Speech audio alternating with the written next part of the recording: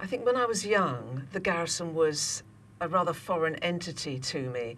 It was all these men in uniform who had a bit of a reputation for having a scrap in a pub on a Friday night. And the garrison was all spread out all over the place. So you saw lots of garrison gates with men with guns standing there looking a bit bored. It's a completely different setup now that it's moved and come under one roof, so to speak, as Merville Barracks. It seems much more professional now. And of course now I know it better from the inside. So perhaps I'm just seeing it differently, but it has changed a huge amount. My father was conscripted during the war, and he used to always talk about his fear of the glass house, the military corrective training centre, which has also changed with the years. But apart from that, I didn't have much to do with soldiers at all, and it never occurred to me to go out with one.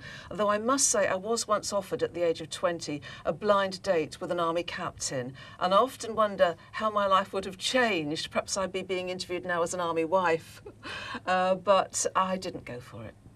BFBS is a vast organisation. I used to work for the BBC, so it reminds me of that. There's an HQ, of course. There's our studios around the country in the garrisons. There's network programmes. There's studios in Camp Bastion, still at the moment, Germany, Brunei, Cyprus, Canada, you name it. There's a BFBS studio. So they are in a strong position to be where the troops and their families are, wherever they are.